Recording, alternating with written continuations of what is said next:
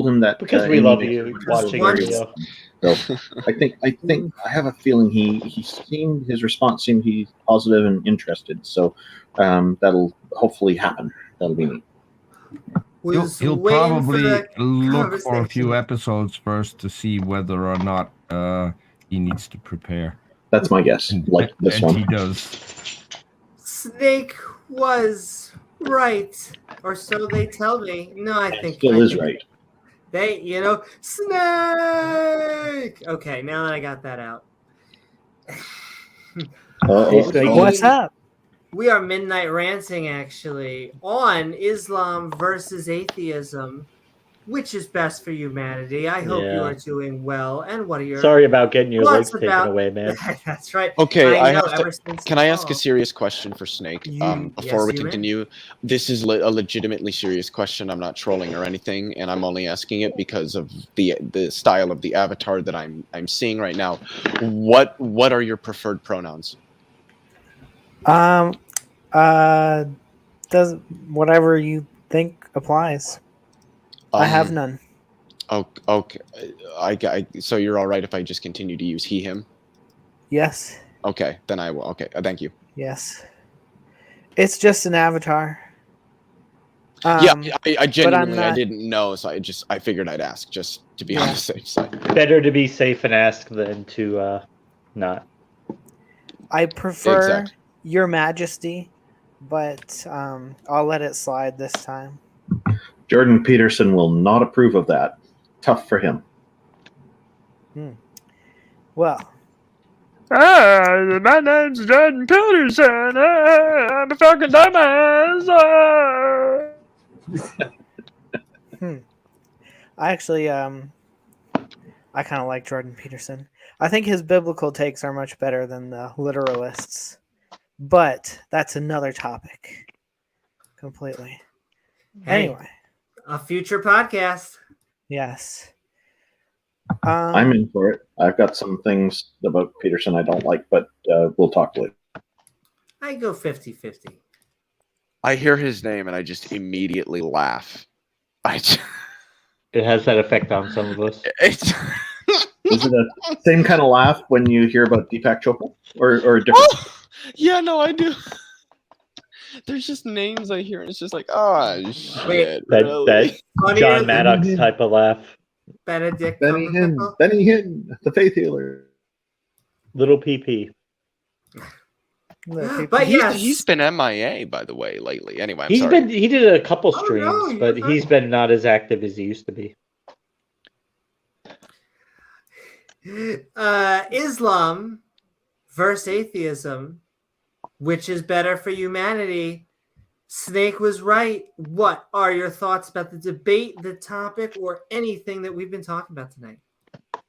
So I think it was pretty obvious that Islam and Muhammad, peace be upon him, alhamdulillah, is obviously the truth and the reality of all time.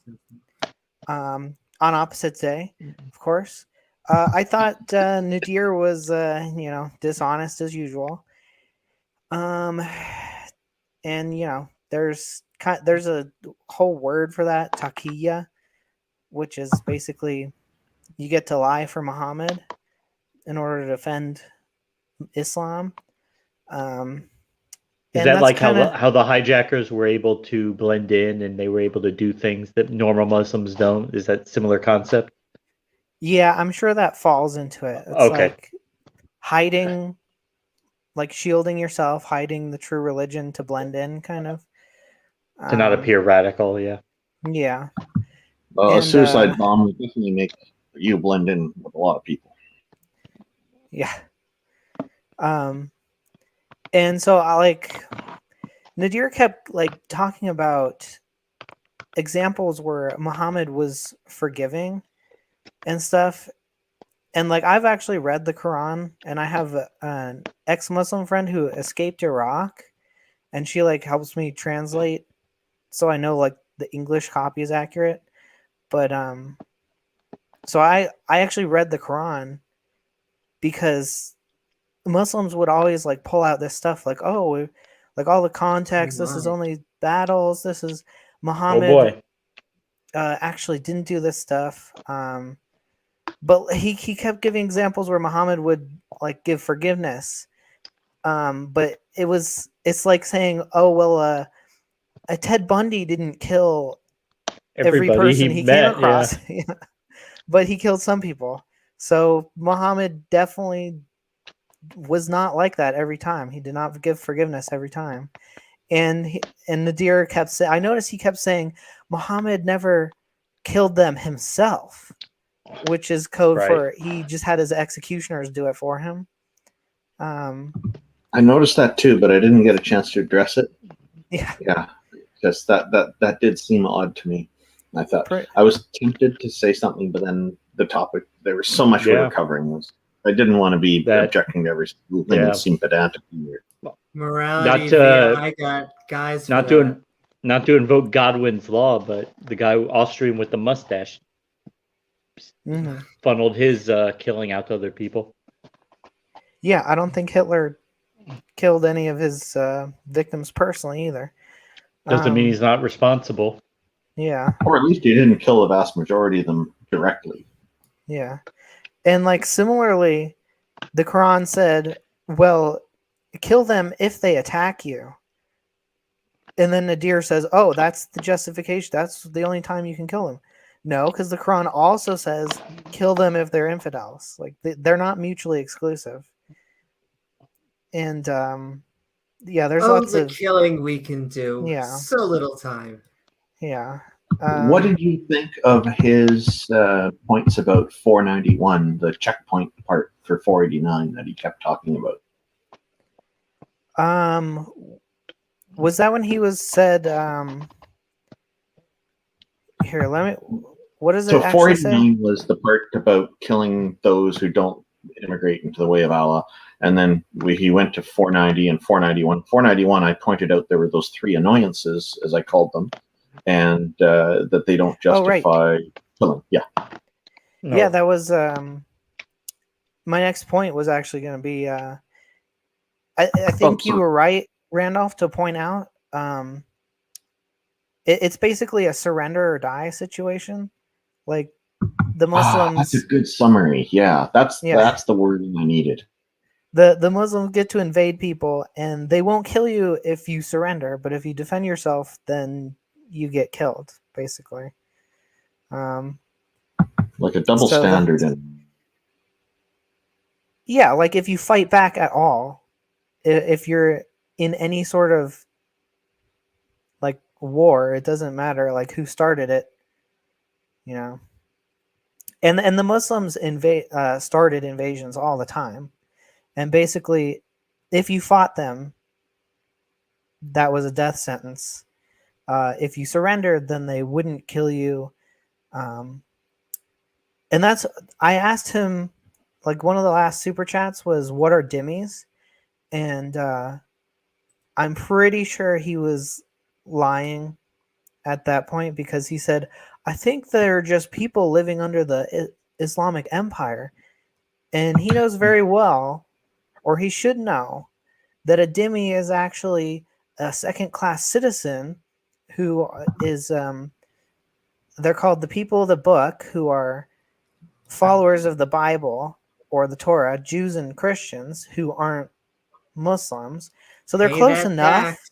They're close enough, but yeah, they have to pay an extra tax, and they have to, I'm sure most of you guys know, and they have to pay it in submission and humiliation. Is the Quran specifically says it's there to humiliate them.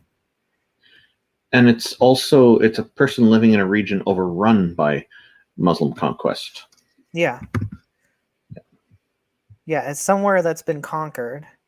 Yeah. Because they're constantly expanding. And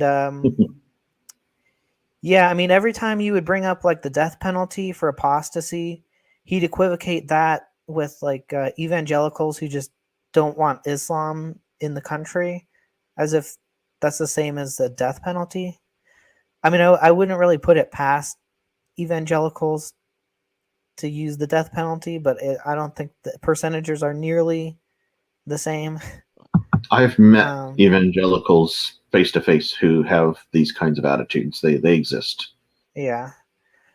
But even like you said, 61%. He said 49%, and he wasn't even comparing apples to apples. Yeah, and I recall it was 65% that when Sam Harris was talking about it, and years ago, and he was bringing up the Pew Research survey, which was quite well done. Apparently, like it was statistically significant, and had all this. They went to all these different places, and not just one country, but multiple countries that are predominantly Muslim, and found that attitude with about 65% were in favor of death for apostasy. And yeah, it was an interesting twist that he put on it, that he started talking about them killing the people directly themselves. And after he did that a few times, then I finally pushed back on it instead of right away, because I wanted to see where he's going to go with it at first. Yeah, as if like the government enforcing the same religious law is any different. In principle, it's still Islam, whether it's vigilantes or the government doing it.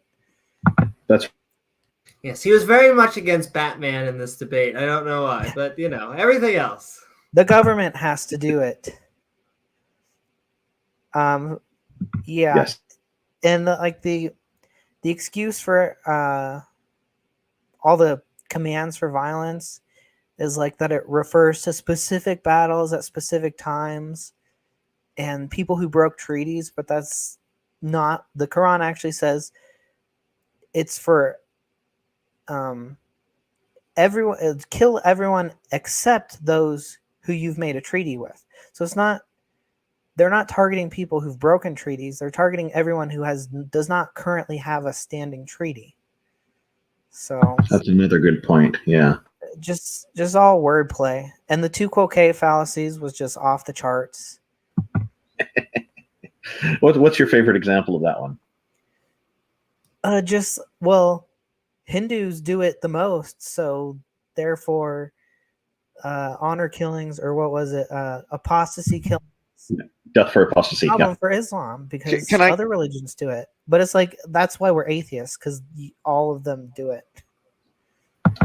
Yeah, can I give my favorite example? Yeah, that's a point I wish I made. Go ahead. Sure. In fact, before you do, Leo, I think we're going to move into our open discussion. Feel free to join us if you would like. We'll give you an opener, but it will be in our little free-form conversation. With that, hello, everyone. We are talking Islam versus atheism, which is better for humanity, and the floor is all yours, Leo. And just thank you very much. That was very helpful insight. I appreciate it. Mm-hmm. I think there was one questioner that asked Nadir about, and if I remember correctly, I think it was about also of the specifically largely Muslim populated countries that still punish apostates. And he listed off, he gave a list, and Nadir just went, oh, but that's not the whole list. I mean, you got China, you got India, and it's like, but those aren't Muslim, like, you're literally just deflecting right now. This is literally the third grade argument where the teacher catches you, picking on Sally, and when she calls you out for it, you just go, oh, but Timmy did it too. Like that's literally all this is. It's so fucking bad. This actually came up earlier in the debate as well, and I did point that out to him. So the Q&A came up again. Yep. Yeah, I would say check Apostate Aladdin's video about the sixth pillar of Islam, whataboutism. He's an ex-Muslim, and he made a video about how a lot of those Muslim apologists will throw the whataboutism very quickly. So like their first defense is, what about this? What about that? What about this? Sounds kind of like a Trump supporter. You call him out. Well, what do you think of when Trump would? Oh yeah, boy. I mean, Bill Clinton. Yeah, you know, it's exactly. But you know what's the funny part about one of the things that he was talking about, like the chapter 4, verse 90. that like you have to fight them, but then when they don't fight you, you don't fight them, type of deal. Well, that verse is abrogated with 5:9. So if you go and you look it up, 5:9 says that if you find them anywhere, if you find any disbeliever anywhere, kill them. And like, and it's one of the most infamous verses of the Quran. It's called the sword verse. It's very well known, and it is a big deal that most of those war treaties they were doing. It just basically now it's like just go kill them. If you don't have when the holy months are gone, it's an open war season.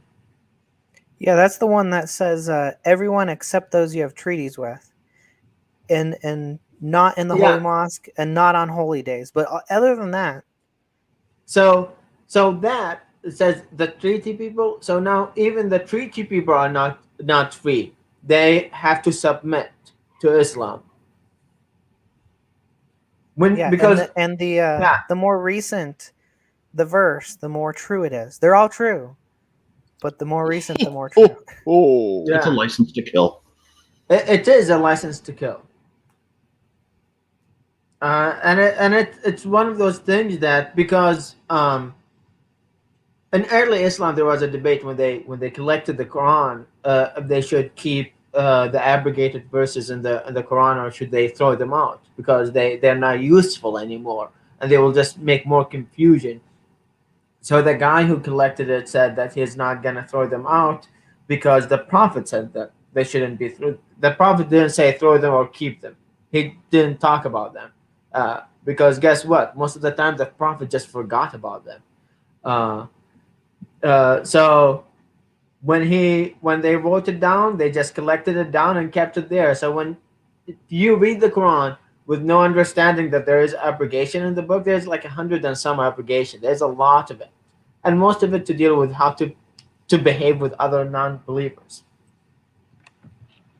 And another thing about the dhimmi, oh, I love that when he was like, oh, they are just people living under Islamic, the Empire of Islam. Like, two things: the Empire of Islam conquered their own land. It's not their like immigrant or something. No. The Muslims, the Arab Muslim, went to their land and conquered it, and then now they have to pay taxes, extra taxes, and it's the thing. The tax they pay, it's about 10 times the amount of money that a Muslim have to pay for the state. And I want to add too, on the chapter 9 verse 5, it does go on to say, basically, it says slay them wherever you find them, except those with you have a treaty, but it also says if they ask you for asylum, grant it to them so they may hear the words of Allah. So it starts sounding like, oh, so you can convert them. And then you go to verse 8 and it says, if they gain dominance over you, they do not observe concerning you any pact of kinship or covenant of protection. They satisfy you with your mouths, but their hearts refuse, and most of them are defiantly disobedient. So it starts sounding like, wait, who's satisfying who with whose mouth? Well, it's right now you have my interest. Sounds kind of like lip satisfying service. others with their mouths. Yeah, lip service. But it starts sounding like, oh well, just being in a treaty with them, but they're not Muslim. That starts sounding like breaking of the treaty according to the Muslims. And then the next verse, they've taken a paltry price for the verses of Allah. They have prevented people from his path. Indeed, it is evil they've been doing. So it is, if you have a treaty with these people, but they're starting to break the treaties themselves. The Muslims are, if they're in a treaty with pagans. Yeah, see, to say that Islam is just kill, it's not true. But because and Muhammad was a politician as much as a prophet, and he was in control of a state, a city state, and in control of an army. So he had to deal with other people. He couldn't go and just have an open war with all of Arabia at the same time, because he would lose. So what he did, basically, he made treaties here and there, broke them when he felt he could conquer the other people. And there's places where it's like, after he dealt with Mecca, he went to the other tribes outside of his reach just to like submit his rule and to be the dominant over them.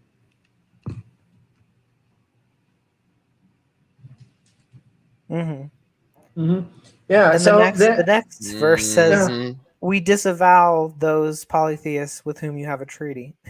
Allah disavows. So it's all selective. It's just whatever people he wants peace with at the time, he'll say it's fine. If he wants to go to war with them at that time, then they'll go to war. Yeah, and it's one of those things that you could see about Muhammad practice with the Quran, especially. Whenever he wants to invoke something, he will just reminds me a lot of Mormonism and John Smith, whatever his name is, when he just changed the practice and their belief. Joseph Smith. Joseph Smith. I was gonna say John Smith. It doesn't sound right. White people look alike. That's a joke. And Yes, they do. Yes, they do. So it is a thing that when you have ultimate power, you could do whatever you want, and that's what Muhammad did. Is basically did whatever he wanted. And it was always the word of God. It's always the word of God, and it's always the only. And because of that, now Muslims have to practice stuff that became out of one incident that they have to do it, because there's a hadith, there's a Quran ayah or verse or something that about what happened there. So now they have to obey it. Because, I don't know, someone said something bad about Muhammad, or someone did something for Muhammad, and now everyone have to behave that way because of that. Also, I have to say this once a stream, and then we're going to add in Thinker Man. Woo-hoo. But I do have to repeat myself in that prophets do not exist. There is no one-on-one connection with God. It doesn't matter if you are Moses, who I do not think existed, Jesus, who many on this channel don't think existed, or Muhammad, who I'm fairly certain did exist, and I'm just not convinced that he can have one-on-one conversations with God. So Oz has Jesus does not exist. I just don't think prophets exist. So hashtag prophets don't exist. Please prove it to me. Though we are getting someone else in here. And Jesus is still a myth. That's I have to say, Amy, Not according to the best historians. shout out. That's the best shout out for a Patreon account I've ever seen. Prophets do not exist. Couldn't agree more. Sorry. And Thinker Man, I hope you are doing well tonight as we midnight rant on Islam versus atheism, which is best for humankind. I hope you are well. And what are your thoughts about the debate, the topic, or anything that you have been hearing tonight? Hi guys, thanks for having me on. So my thoughts, I have a sort of a question I want to ask you. In that, first of all, I'd like to introduce that I'm basically an ex-Muslim. I was very deeply religious for about 20-30 years of my life, and then I became an atheist. And once I read the Quran and the Hadith and everything, I mean, it's so obvious. It's so obvious that Islam is false. What bothers me and what bugs me so much is that there are so many intelligent people out there. Like, for example, I've seen you on the Thought Adventure podcast, Amy, and I've interacted personally with those guys as well. And they seem like very nice guys. They're definitely very intelligent. And sometimes I felt that they were honest as well. So how can they believe something that seems so obviously false, like to me and to you Wondered guys? that myself. And I can explain at least a portion of this. I don't think it's all of them, but what I think a lot of theists, creationists, whatever denomination you want to brand, they come into this with the presupposition that their God is real. It's their specific God. Yeah. And now that we have found out that this is factual, we now need to go look for evidence for it. That's the damnedest thing, isn't it? And so they create apologetics. You get as I've getting deeper into Islam, I've learned there's waves of like, holy moly, people are doubting the religion. There are non-believers. We're coming into contact. We better start defending the faith. Funny enough, a lot of those apologetics, like Kalam, that were created in that time, are now used by like every religious denomination ever. And so, I know Oz has said it. I've said it. I looked the same thing back at Christianity. Like once I came out of it, I look back at it and read the Bible, and you can't believe that you ever took it seriously because it's so obvious once you look at it without those Bible or those religious glasses on. Once you look at it for what it is, it's pretty clearly the work of man. I did want to share really quickly that at least every Christian or Muslim or even the couple of Hindus that I've interacted with that run the Kalam cosmological argument admit that it isn't an argument designed to demonstrate that their specific religious God exists. It's only designed to get you to a basic theistic deity. That's it. That full stop. Same with things like moral argument or the contingency arguments or the ontological. A lot of these natural theological arguments aren't arguing for some specific God. They're designed to essentially establish the worldview of theism. That's it.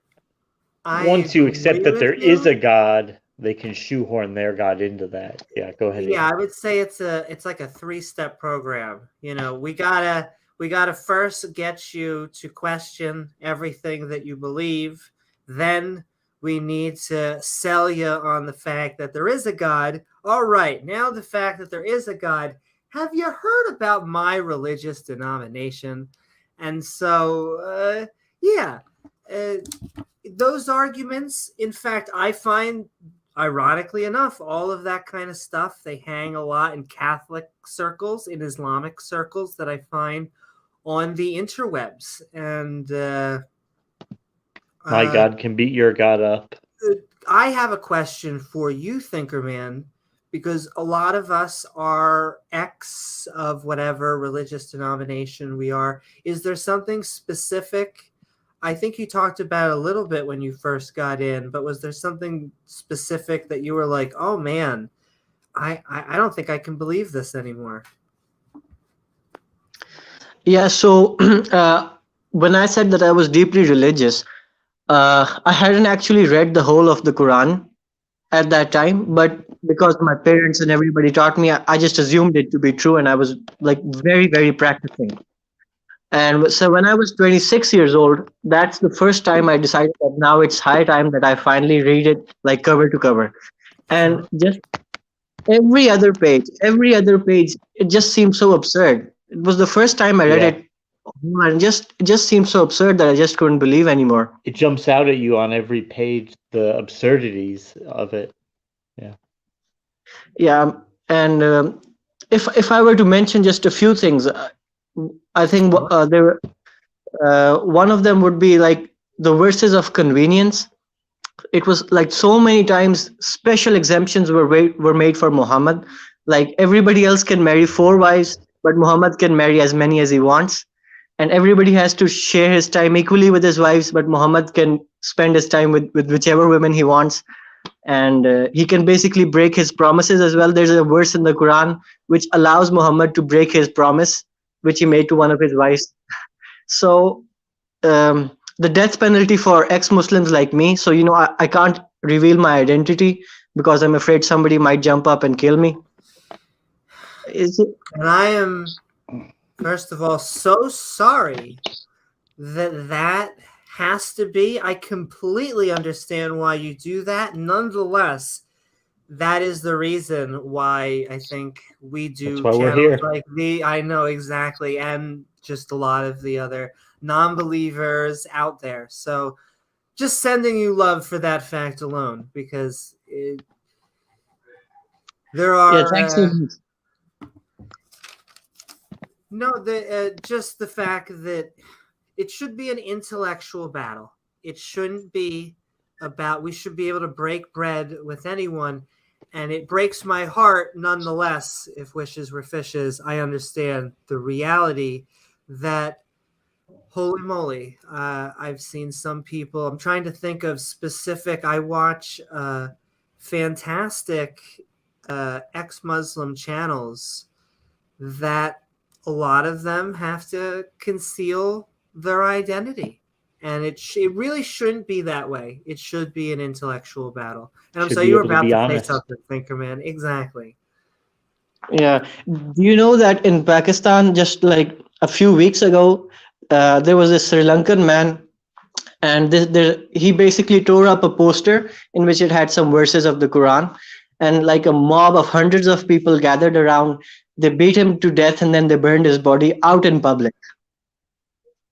Yeah, I mean, I heard about that.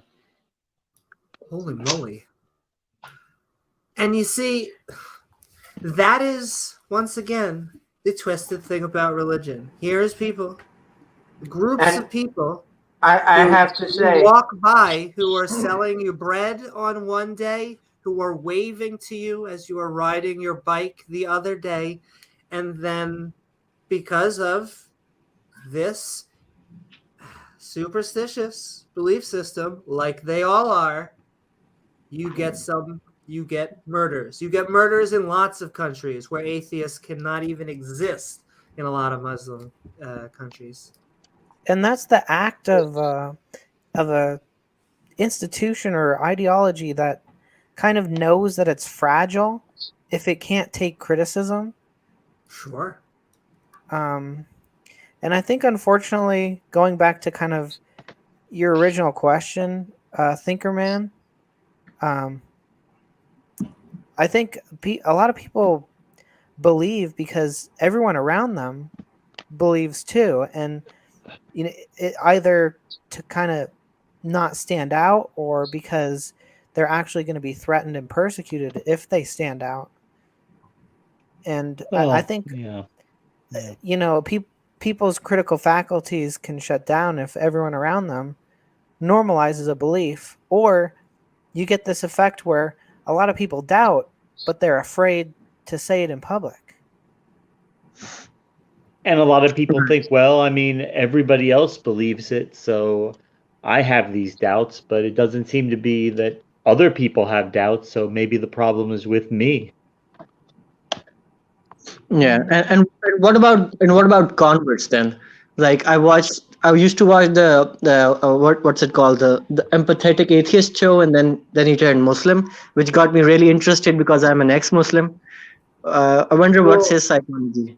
If I could, that is interesting in that I had just learned about him, Justin, now Khalil, about a month before he had converted. And he ultimately is what led me to the Thought Adventure podcast and EF Dawa. And I think I'm going on EF Dawa. I'm addicted now. I should really go on like all of the other Christian. You mean EA Dawa? No, it's EF. No. What is Then you're thinking of a different channel. I thought you were talking about Khalil's channel. There's actually three. So Khalil's show. There's like two. I don't know if you want to call it sister shows, whatever you call it, that are bigger. And then so there's an EA. Yeah. There's an EF Dawa, yeah. Okay. And they're like an RN level. They have like 200,000 subscribers. Do you go to Hamza's Den?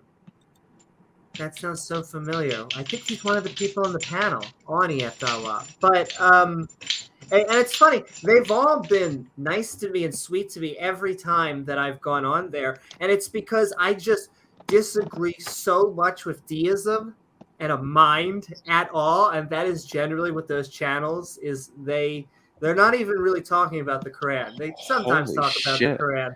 But generally speaking, they want to talk about the Kalam and then contingency arguments over necessary being. And, well, I'm going to be checking out this channel. Holy shit, they have 281,000 subscribers. Exactly, and they're fun. I can't help myself. Sometimes they get a little pre-suppy on some things, but I think you would do fantastic. Well, it's just so funny. Them, the Catholics, it's so funny how they like contrast themselves with the Protestants, who are generally like, have I told you about a 6,000-year-old Earth and where you can buy my DVD on a 16-foot whale? Anyway, just different tactics for different channels. Fuck us. Fuck us. But we love all of our theist brothers and sisters. They can come on. Right now, I've been waiting for a Muslim to join. I will say we do not bite unless you're into that. But I will show it up on screen, and I know the link is pinned in chat. But it's been just us, our naughty non-believers. Can any of the ex-Muslims, please, because I know a lot of the, I hate to use the term, a lot of people that aren't familiar with Islam, when I talk about like the anti-music thing, they look at me like I either have two heads or that I should just tie my fedora on tighter. So can anyone explain what is this obsession with blocking out music? Because they're one of the few religions who seems to take pot shots at it. It stems from a verse in the Quran where Allah have cast out Satan out of heaven. So he said that you don't have dominion over the people who believes in me. He said I would charge them with in Arabic it's called laghu al-hadith, which is basically wasteful talk, gossip. You could take it as idle chatter. People could take it as some people take it as music, and then they interpret. Yeah, and there's another thing about I think there's another part about it talking about it's being like using instruments, basically, not just singing, instrument. So the work of the devil, clearly. Hadith which says that musical instruments are the work of the devil.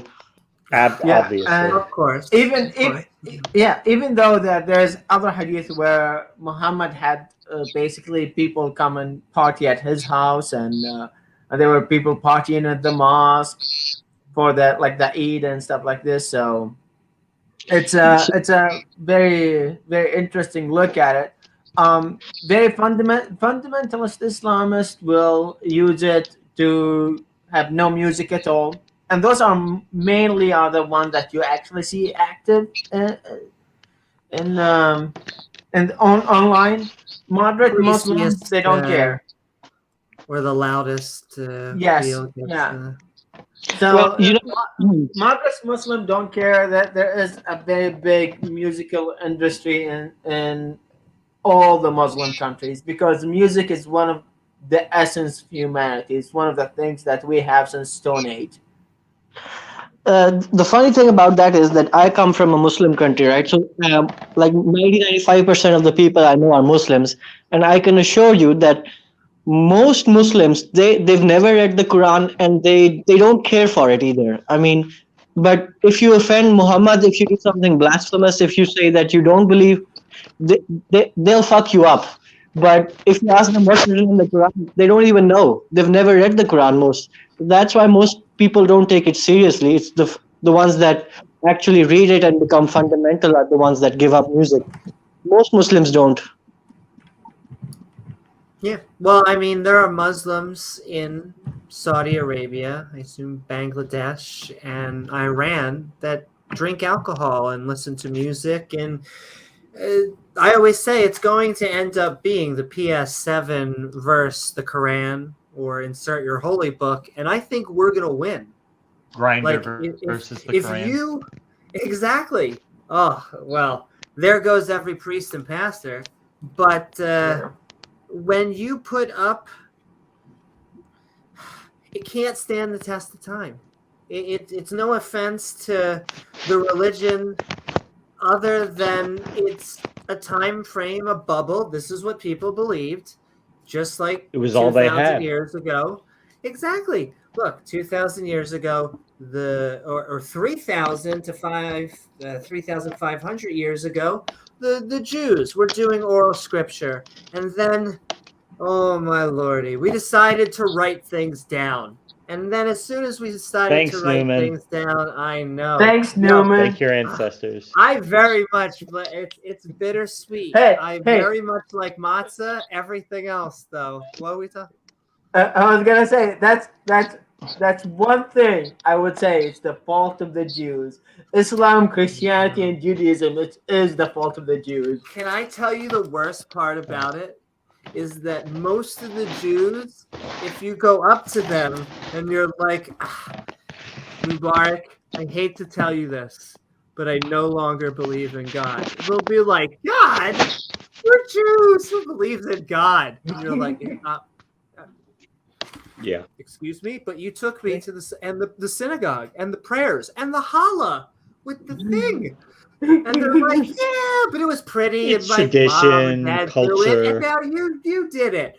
Exactly. But God, and it's like, but you know everyone else, like 60% of the world is like doing shit because you guys, that's the thing. Like, I have interacted we have a small synagogue here in town, and it's funny, the average age in that synagogue is about 60. So it's like older generation, but I interacted with them, and I really love them and adore them. And we had an Orthodox rabbi comes by one town, and they were telling me that the rabbi didn't want to go to the synagogue because they are Reformed Jews. Yeah. So even the rabbi was like, yeah, I know it's the only synagogue in town. You are like 7 families here, but we don't want to interact with you because you're not really Jews. Can I tell you why? Because it's a 3-act structure to Judaism. I'm sure there are other denominations and nuance, but generally speaking, there is the Reform, the Conservative, and the Orthodox. And the Reform and the Orthodox do not see eye to eye at all. I got sent to a conservative in the middle synagogue. My parents were Reform Jews. They eat bacon. My mom only works. She's basically retired, except she works on the Sabbath. Like, that is the only day. You're like, you pick the one day. Never mind. And then I saw many Orthodox Jews go to my synagogue because it was the middle ground and it was probably the only thing they had, and they would do, and we would, with my friend, we would make fun of them religiously because they would do the bowing we would just watch them and we were like, we can definitely do this. And do it as fast as we could, and until we could get sent out. But I wonder why it didn't stick. Religion, nonetheless. Oh my lord, so much fun! You couldn't. I almost exist now. No. We have the preacher and Mark Reed backstage. It's like, is it Christmas, ladies and gentlemen? Marky Mark. Do you see? Now, we are midnight ranting on Islam versus atheism. Got like a half hour more, of open conversation. And all right, we're just Before we bringing him transition, I did want to say I'm going to take off, and I was going to say it's a shame. It's a shame that Mark is showing up now because I'm going to go to bed now. So, and I just want to say, I guess next time. I like it when people say transition because then I can transition as many times as I can transition. Exactly. But yes, there's nothing wrong with that. Nonetheless, Leo Felius, did you say you didn't want to have an outro, or would you like to actually? I want to give a shout out to your channel, which is youtube.com/LeoFelius. He does awesome debates. He has done debates on Debate Me Brah on this channel and on Modern Day Debate, which you should check out. But we have been talking Islam versus atheism, which is better for humanity. Any final thoughts? I guess the only thing that I'll say is that as I leave, I'm going to leave in the style of a very, very popular television show, at least here in the United States. And I think most of you might know what that show is. Maybe not now, but I'm quite certain that it's some. Did he do that? I can't tell. Yep. Okay, there we go. There we go. That, ladies and gentlemen, we are sending love to Leo Felius. And once again, youtube.com/LeoFelius. And with that, we are moving down. If you haven't seen the debate with Leo and Kent Hovind, you're missing out. That is very true. And, it's on seminar number 5 of his DVD with a big fat 15-foot whale, The Preacher. Hope you are doing well. We are actually midnight ranting on Islam versus atheism, which is better for humanity. I think this might be a spicy, 2 choices here. I can preach from the Quran too. Oh, okay. Well, then I hope you're doing well. And Very. How are you? I am doing fantastic. Kind of a long time no see. Exactly. I hope you have been doing fabulous. Perfect. Woo-hoo. But I have to also ask, the debate, the subject, or anything that we've been talking about tonight, what is on your mind? It's been Islam versus atheism. To be honest, I just checked in. I've been on other channels. Well, welcome aboard. Thank you. Well, okay. So who on here is Islam? The funny part about that, we have been trying to get a Muslim to come on. We have 2 ex-Muslims with us, but we do not have. I think you are the first theist of the night. You are in the den of the kittens, something like that. So, welcome aboard. And something like that. But yes, we have been talking Islam versus atheism. I'm about to bring in Mark Reed if you don't have anything specific on the subject. But after him, we're just going back into open conversation and we can talk about theology or anything adjacent. Do holy books. I have a thing with prophets in general. I can show you how to smoke a Muslim. That would be very complicated. Do you have? No. I don't mean physically roll them up and I got a blunt. Okay. I mean like how to show them in the Quran where Jesus is the Messiah there too. Muslims believe that Jesus is the Messiah. Yeah. There's only one Messiah.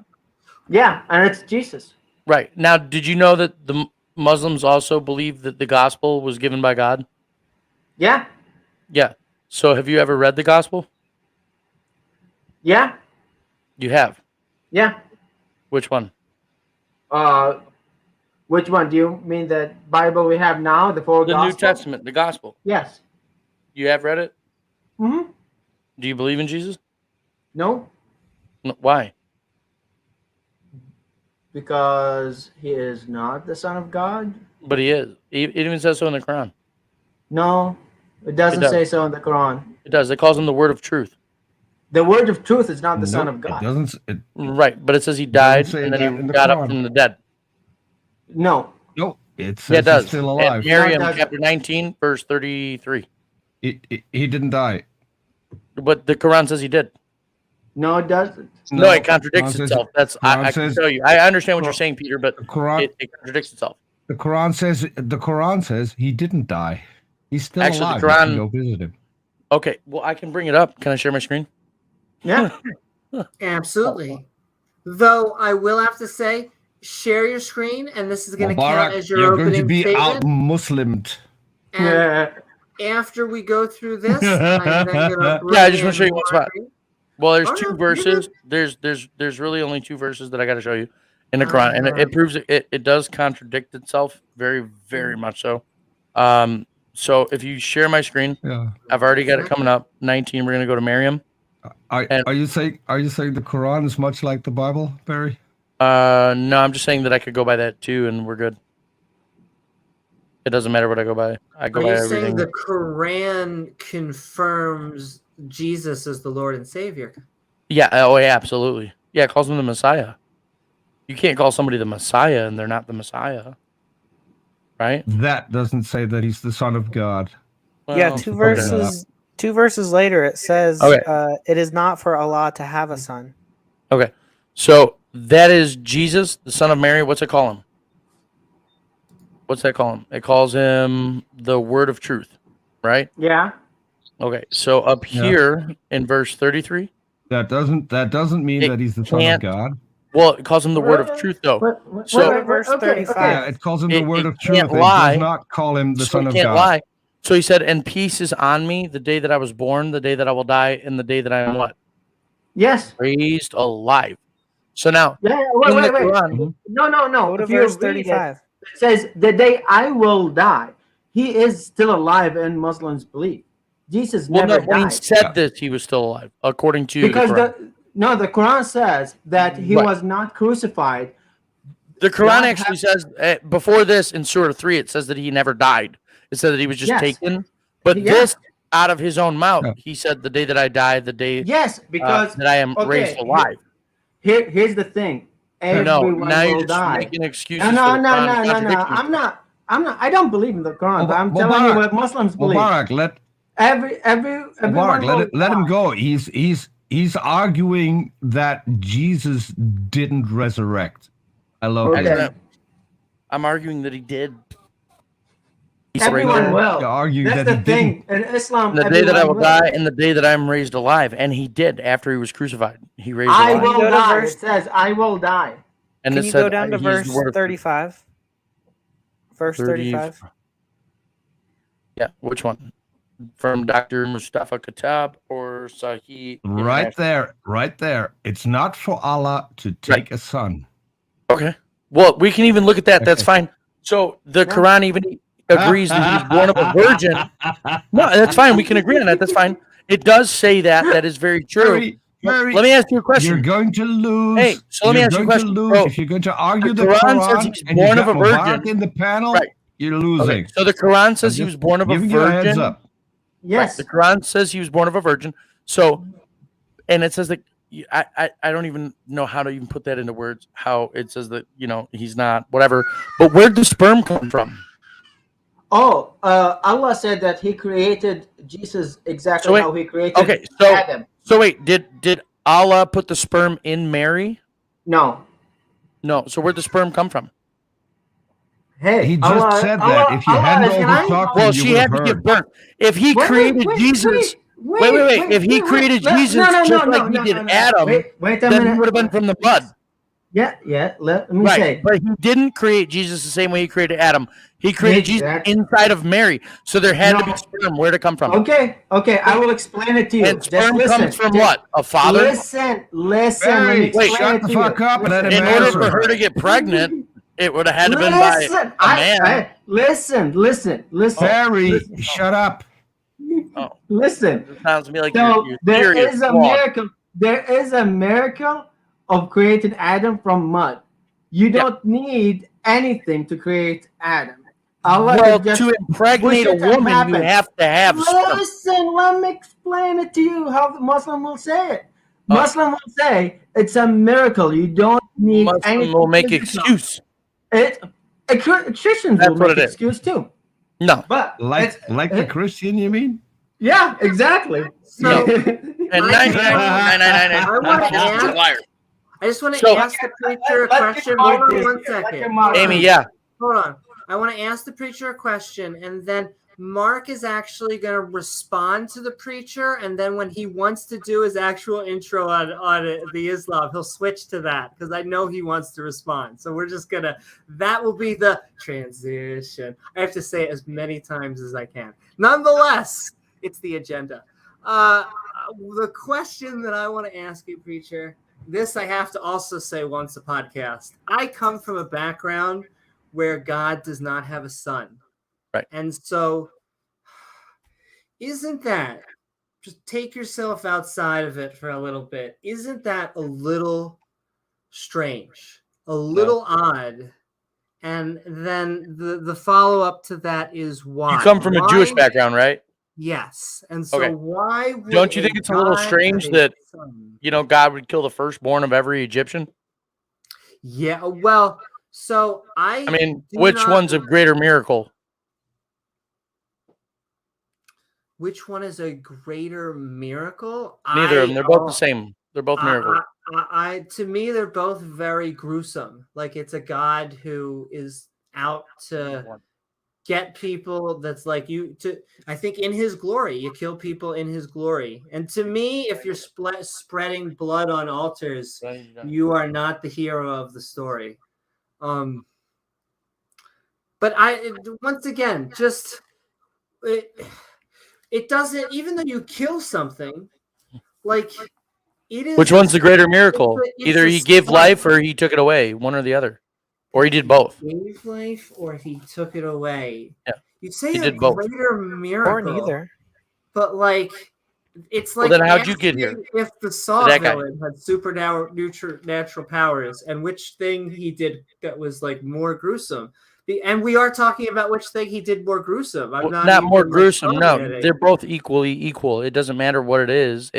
There is no real gruesome. There's just it happened. To me, what's more realistic? That's what I'm asking you. That he would impregnate a woman. Yeah, he did, according to multiple texts. And then have a son. That son would be like, he would grow up to 30, which they say he never did anything wrong. Right. He never quote unquote sinned. Yeah.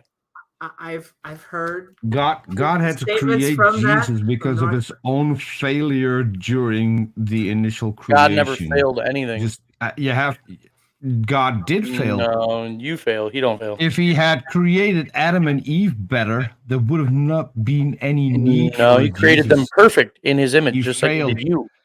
He failed not only with Adam and Eve. No, God created us all perfect in his image. When he had to bring forth the flood of Noah, all of those who were killed in the flood. He brought forth the flood. Yeah. So what's more of a miracle? He had a son, or he made a flood. So Peter's gonna make the final sentence. How? Well, Peter, you're gonna make your final sentence. Okay. Because then I do have to go. Well, no, I do have to. You make your final statement, and when you are done, please say, "Okay, I'm done." That way, because I gotta bring in Mark. One thing I wanted to say, every single organism that was killed in the flood was created by God. Yep. Knowingly created by God. Yep. Therefore, that would have been his biggest failure. Okay. It's not a failure. Bring on Mark. I'd say it's his biggest accomplishment. Bring on shut up. Bring on Mark. We are going to bring in Mark. He is going to respond. And then when you are done, we are going to go back to Islam versus atheism. Though it really does, at its core, it's atheism versus theology in general. So it really is adjacent. But nonetheless, we are bringing in Mark Reed. Do you still want to, I'm going to put this back for just a second, but if you want it again, preacher, just tell me. And we are bringing in Mark. I hope you are doing well. We are midnight ranting on Islam versus atheism, which is best for humankind. But of course, what are your thoughts about the subject, the debate, or anything we've been talking about tonight? Oh, this is fascinating. Yeah, I think that, Perry, I'm not sure what your sort of definition of a Messiah is, because like we acknowledge that Islam thinks that they're Savior the Messiah, of all man. But Messiah, yeah, just means anointed one. That means Savior of man. There's nowhere in Messiah that would be a son of God, and you're just throwing it in there. But it doesn't contain that. It doesn't contain that by just the word Messiah. The only one called Messiah. Because there's only one savior of mankind according to the Abrahamic faith. Yeah, but that doesn't include the Son of God at all. So what we've got here is a name called Messiah. I am the way, the truth, and the life. So what we've got here is Perry just basically adding on attributes to something that doesn't contain those attributes. And just because Perry says, "Oh, Messiah is automatically the Son of God," it doesn't make it so. There is no scholar today that says that a Messiah is automatically the Son of God. You can run from him all you want, but you can't hide. No one's running from it. Why don't you look up Messiah and show me where it says Son of God? Please, go for it. Look it up. Look it up. Any source you want that says it's the Son of God. Go for it, Perry. We're all waiting. Go. Why aren't you doing anything? You've got this hard, definitive case, and you can't even show anything to say that Messiah means Son of God. That's what I'm telling you. Does it mean Son of God?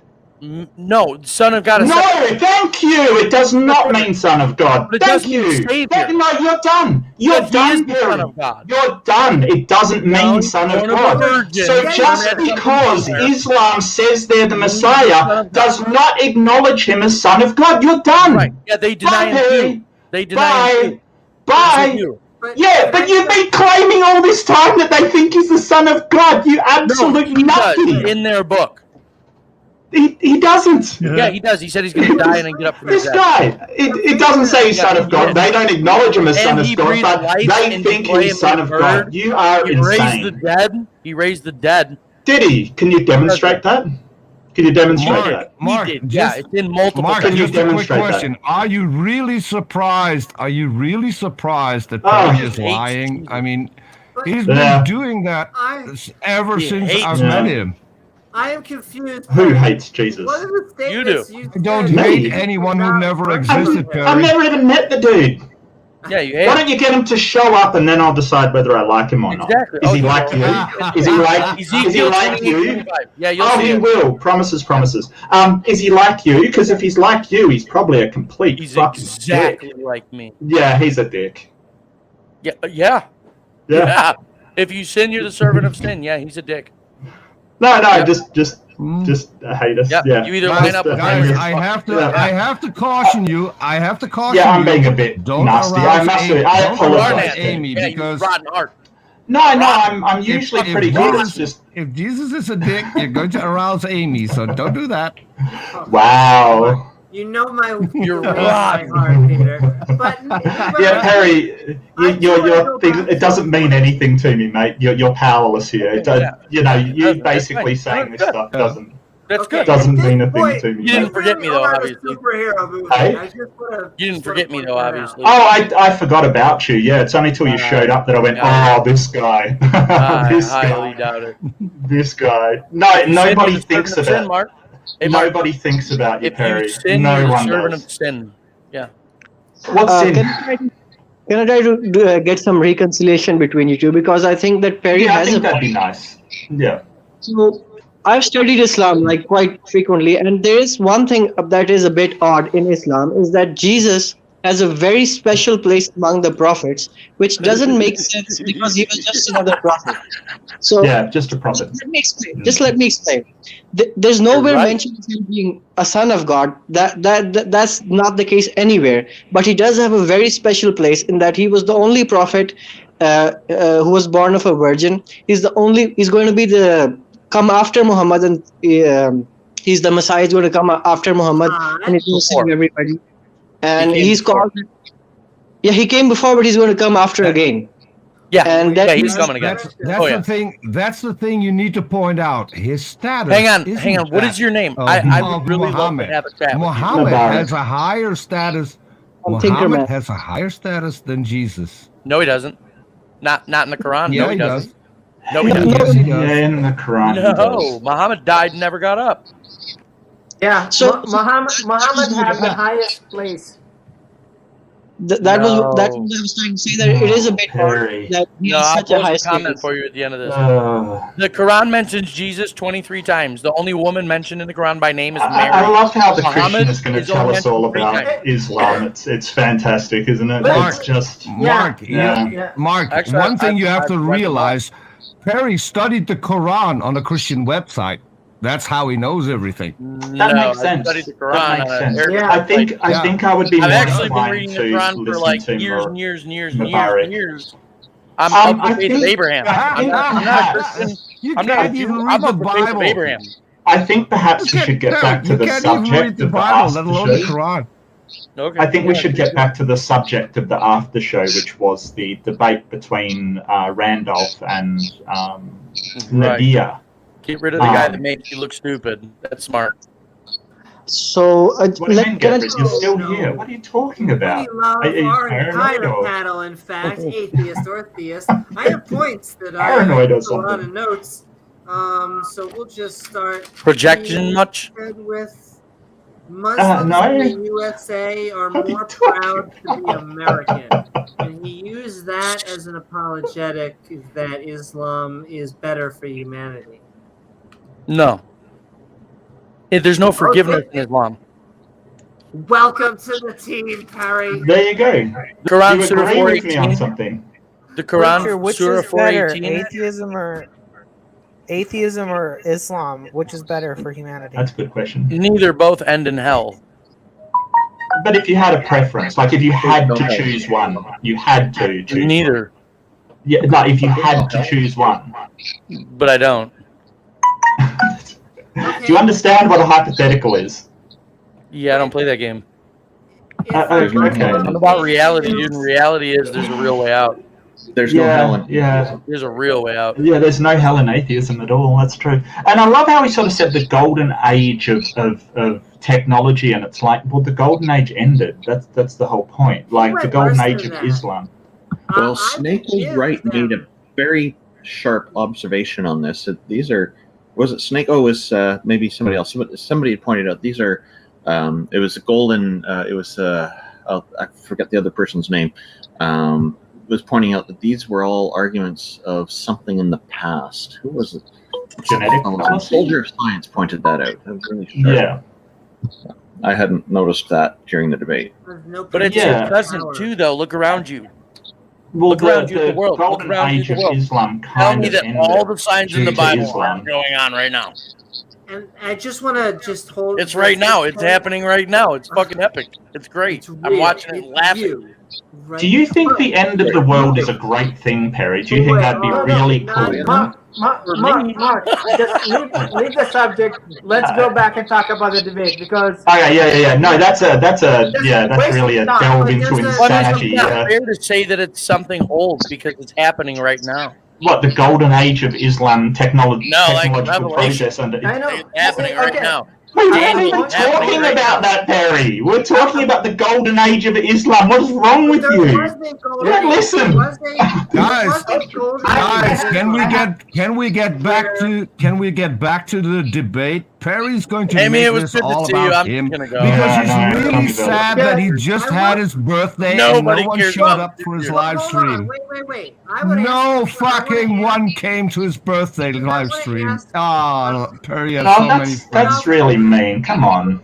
I don't care if anyone goes to my birthday live stream. It's got like 100 views. I'm good. You brought up I'll go golden age is what I'm going to go back to in a second, but I want to ask you two specific questions because you brought up the children that died in Egypt. You brought up that the Jesus, which to me is a man killed his son for the bad things other people did. A lot of people are dying. Where is it?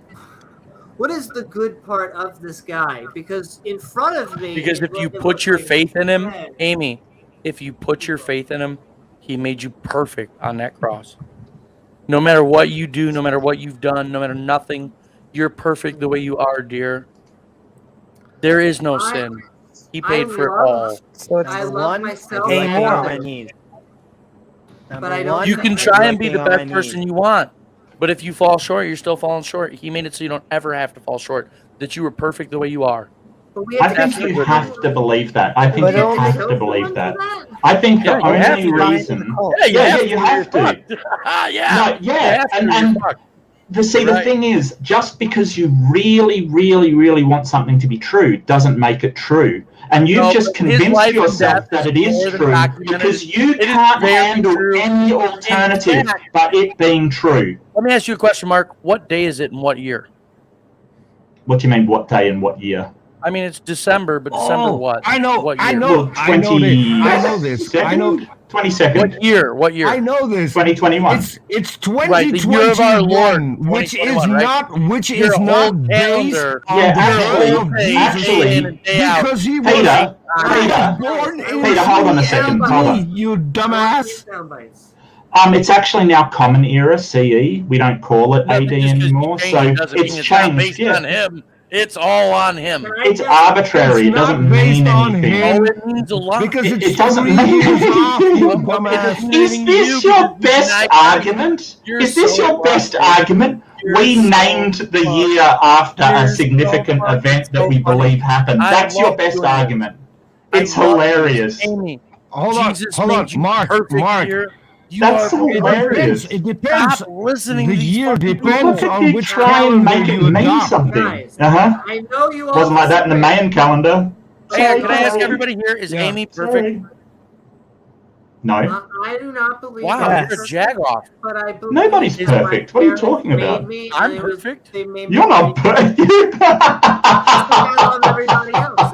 You're a hypocrite. That's all you are. I'm not perfect. I just said I wasn't perfect. You're not perfect. Nobody's perfect. Guys, let Amy speak. We can't hear Amy. Sorry, Amy. But Perry's perfect. Just keep that in mind. I just want to have a few questions back and forth, and then I still remember it. Then we're going back to the Golden Age. But I still cannot wrap my head around, because I think my parents made me. I think that we come out pretty awesome. I think that we have tough times and good times. And that I accept humans for who we are, because we are both sides of us, and we try and get better every day. Also, Tart.live, better event. But I still can't wrap my head around. I don't know. I don't understand why he did it in the Old Testament, unless that you're just telling me, is that foreshadowing? He likes to kill, or I don't understand. He kills thousands of people every day. But Perry, and it's yes, not thin. He does. If he's the God that controls everything, yeah. He also made a statement that was like, I just keep on trying. In my Bible studies, I'm just like, tell me he's not the supervillain. You made a comment that's like, he's coming for you. You can't hide. I can't paraphrase it completely. You can't hide from it. Either you're going to accept that he made you perfect on the cross, or you're going to deny him until you die. It's one or the other. You don't get a middle ground. There's no middle ground. There's no excuse. Okay. Getting nailed to a cross is an imperfection, because now you've got these holes in your wrists and your ankles. So that's he didn't break a single bone. He's got a spear stabbed into his side. That's a bit of an imperfection right there. Oh, I saw Moet join if you want, or if you may have a connection. I know some people have a connection problem, but we'll get you in if you want in a sec. Amy, he made you perfect as you are. None of these people in this chat are going to tell you that. They're going to lie to you. Here's the thing. I know I don't think I'm perfect, and I think that's the problem. But that's not a problem. Perfection is unattainable. Problem. But perfection is unattainable. How fucking dare you? Unattainable. Perfection is unattainable, and therefore it's not good for the psyche. You judgmental piece of shit, dude. Wow, Perry, you must be perfect to say stuff like that. I am. Hey, what's the quadratic function, Perry? God is going to destroy the wisdom I of the wise. thought you were perfect. So you're not perfect. You don't have perfect knowledge. I'm perfect the way I am, just like so is Amy. Because Amy, I am perfect. It's about, and that's okay. Amy, you're perfect too. You're perfect. Amy is wonderful. You can't run. You can't run. No one's running, Barry. Here's what I think you are missing out on. He made you perfect. He loved you so much, he fucking died for you. And I know I know you won't agree to this. I think when you're saying that, you are saying I platonically love you, just like I love all of life. No, I'm saying I genuinely love you. Like I genuinely give. That's why I keep coming back and trolling your stream. I feel the exact same way. So I love all. I generally, I'm gonna go. But do you truly forgive all? There's the living and the dead. Do you truly forgive all? Do you? Yes. You haven't forgiven me. I forgive you. I don't care what you do. I don't judge you. Yeah, you do. You do what you want. You be the troll all you want. You be the fucking judgmental shit all you want. Jesus makes you perfect too. When people seek forgiveness, this is not constructive. Yeah, it's already done. He died for it 2,000 years ago. All you gotta do is accept it. Eventually, I want to get it back to as close to it's already done, Amy. He did it 2,000 years ago. All you gotta do is accept it. Here's what you are missing out on when you say you're perfect, and I understand. I'm not missing anything. Coming out. Well, hear me out on this. When you call yourself perfect, you're saying, I have no way that I can do better. There is nothing correct that I can learn from others, that I can go out there in the world and experience. And I can experience a lot of things. You are agreeing with me. I think you are missing out on a lot of what... I'm not missing anything. My life is perfect. Isn't that the journey? No, I'm in the journey. I'm happy. You smoke, Perry. So? That's not perfect. I enjoy it. It's not good for you. Who the fuck are you to judge? Hypocrite? It's just not perfect, that's all. Oh, okay. Maybe for you. For me, it's great. This is terrible. Say something? Wait, by that same logic, you're saying... Wait. So by that same logic, Amy, am I allowed to use you or no? Oh, baby, use me all you By that same logic, you're saying that because Amy is the way that she is, that she's not perfect. So what are you condemning her to hell? I don't believe in hell. What are you talking about? But you just told me that I wasn't perfect. Well, I've been addressed. I'd like to answer that, preferably without interruption from a certain person that loves to interrupt. So if you could just be quiet while I answer. Make all the excuses all you want, but you just judge me. This is the thing. You can't talk without Perry coming in and talking over the top of you. It's rude, obnoxious, and certainly not perfect. You just judged me for smoking cigarettes. Amy is a wonderful, amazing... incredible human being. She's awesome, and I love her very much. Amy is wonderful, but nobody is perfect, and she has an excellent point that if you think you are perfect, there is no place for self-development. So I'd probably advise you, Perry, to think about Amy, do you smoke? Things where you could improve, especially your interactions with other people, where you're just talking over the top of people. You're just that's Amy, obvious. But you could interact in a way better way if you actually didn't think yourself perfect. Amy, do you smoke? Mark, it's useless. The guy's an asshole and he wants to prove that every I know. Peter, do you smoke? Why is it perfection or hell? I will answer, but do you smoke? After the show. Well, I don't think Peter's perfect either. So he just condemned you too. I don't condemn anybody. Well, just because you aren't perfect doesn't mean you're not a worthy human being and deserving of love and deserve. Nobody is perfect. Nobody is perfect in this world. No, you're not. Yeah, Jesus made perfect on the cross. No. Why do you have to be perfect in order to deserve love? Why is it perfection? Well, it's not about. It's not about. Okay, so Jesus does say, "Be perfect, as your Father which in heaven is perfect," but it's not about changing how you are. It's about changing your mind frame. It's stop thinking of yourself as a failure. It's about joining the cult. As perfect. Join the right cult. It's not a cult. There's no cult. It's Christianity. Yeah. Can I tell you? There's no one in here who's so full of himself as Perry. I'm not full of myself. I'm full of Christ. Perry thinks he's the best thing since sliced bread. He paid for it all. He forgave all of you for everything. He made each one of you. I'm pretty sure Perry jacks off. Listen to what I'm telling you, Peter. He made you perfect on the cross. He did it for you too. He forgave you for everything. Why? So if he made me perfect, why did he make you such an asshole? I'm not an asshole. I'm the same as him. Yes, you are. No, I'm in here telling you you're perfect. You're yes, telling you've me been you're demonstrating not. that for everyone. Okay, Amy, go. Do you want to know the difference between a religion and a cult? In a cult, he knows that he's full of shit. In a religion, they know they're full of shit too. That guy's dead. Exactly. I thought it was taxi. I'm not full of shit. Quote Joe Rogan.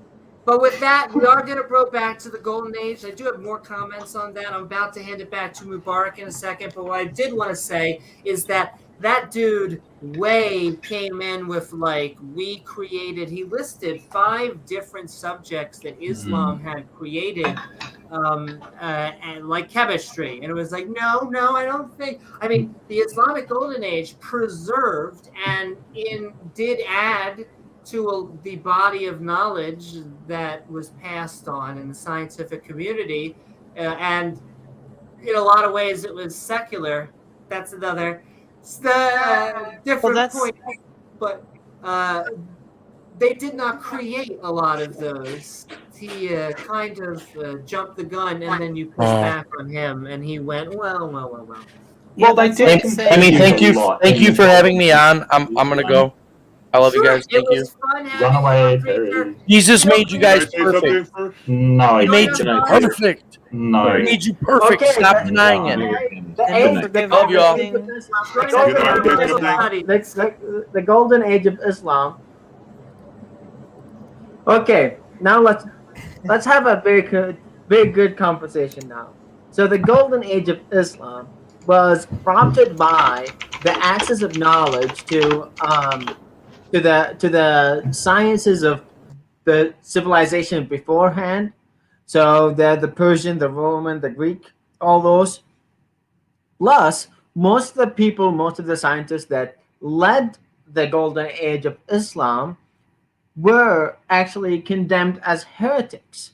And people have taunted them and told them that, like, if you read about them, what's going on in their life, that they have been condemned as heretic after, like, during their life.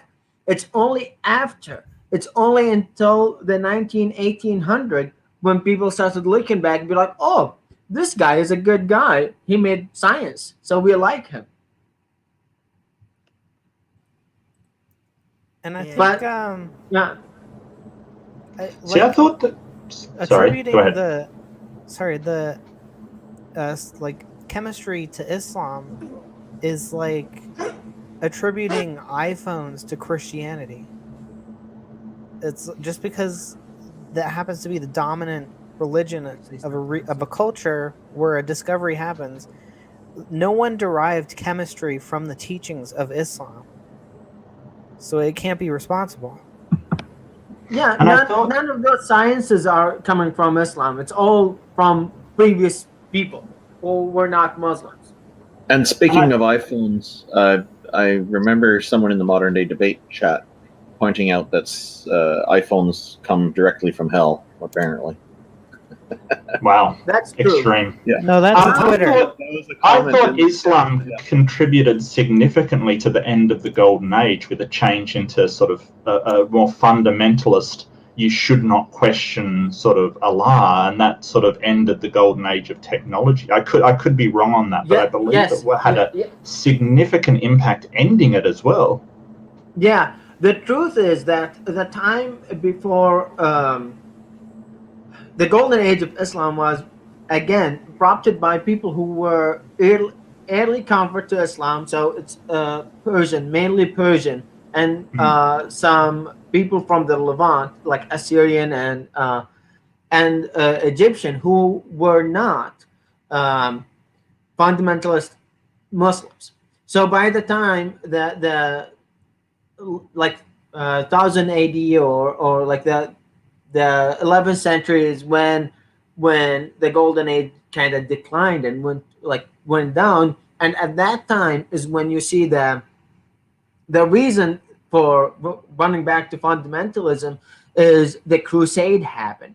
there was an outsider influence that attacked their religion and the homeland. So now everyone kind of propping up their religious leader and trying to say, "Oh, we have sinned. That's why God sent us those people to punish us." And within about 100 or 200 years, the Mongol came through the area and ravaged through it. So a lot of people, a lot of books, and a lot of scholars at that time were talking about how decadent the early Muslims or the golden age of Islam was for science, and we need to return back to more fundamentalist. And at that time, you see there's a guy named what's his name? He wrote his book. One of his books is the sharp sword against the people who talk badly about the blasphemous against the prophets. Basically, talking about like the main point of that book is just kill apostate and blasphemers. Ibn Taymiyyah, that's his name, Ibn Taymiyyah. So he was one of the leaders of like pushing back to fundamentalism. And then the other guy is Ahmad ibn Hanbal, who is the main Sharia scholar, and like the studies, like a lot of people studied underneath him. And he's the main one in Arabia, in Saudi Arabia, especially today, where he is the most fundamentalist, to a point that like blasphemy law, according to the Hanbali school, could be applied against non-believers. So let's say a Christian say that, no, Jesus is the Son of God, and tell people that Jesus is the Son of God. It is his own belief that Jesus is the Son of God. But under the law of Ahmad ibn Hanbal, he should be killed for blaspheming. So there was a push where the earliest one, like the Hanafi school, who is earlier, said, no, you cannot punish non-Muslims for blasphemy because they are non-Muslims. So there is about a period of 200 years. In short, people just went from being very relaxed, not very relaxed, but more curious about the outsider thought of philosophy and science, to a point where the crusade happens, the Mongol came in through, and then we end up with the other side where a lot of people are just fundamentalist. Yeah, do not question, just follow the Quran and the teachings. Yeah. Randolph was kind of asking what I thought of the debate, and sorry, Amy, my bad. No, that's exactly right. We were talking, in fact, if you just joined us, we have been midnight ranting on atheism versus Islam, which is better for humanity, and we were talking off topic, so now you have a chance, Mark. Not off. I will say it's adjacent. Theology is adjacent. I will say, actually, before I say, I saw this in chat. Definitely the first time or the second time I saw, I made a prophecy, I think. Does anyone remember the last episode? Everyone was going around and asking what was their least favorite apologetic, and mine was the weekdays argument. Oh, yeah. Yep. Prophecy comes true. Nonetheless, we are talking Islam versus atheism. Mark, what are your thoughts about the subject, the debate, or anything we have been talking about tonight? I got my notes here, but I thought that the intro was absolute fire. It was so good. And I didn't even, like, the veil of ignorance thing was really, really good.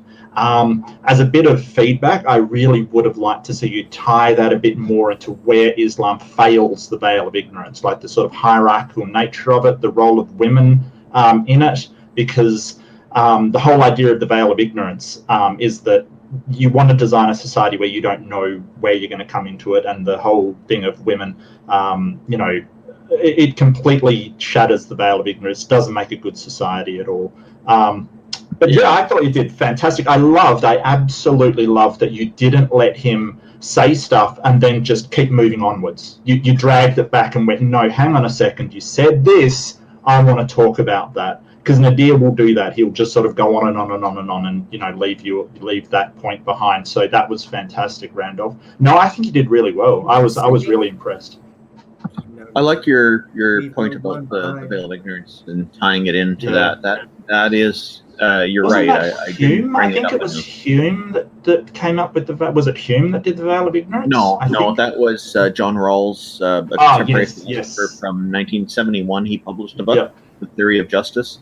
He recently passed away, but he's well respected. He's one of those rare philosophers who is very focused, like tunnel vision focused in his area, because most philosophers tend to spread out and cover a lot of different areas. He's very narrow focus for him. And his book is kind of a bit of a dry and boring read. It's kind of repetitive. It really needed a better editor, I think, but it's very good. It's about economy and stuff as well. But The Veil of Ignorance is definitely one of the big highlights from his book. Yeah, and I think it's a valid point to how you would construct a really what we're talking about is an equitable society, an egalitarian society, one that looks after all citizens. And the fact is that Islam does not provide that.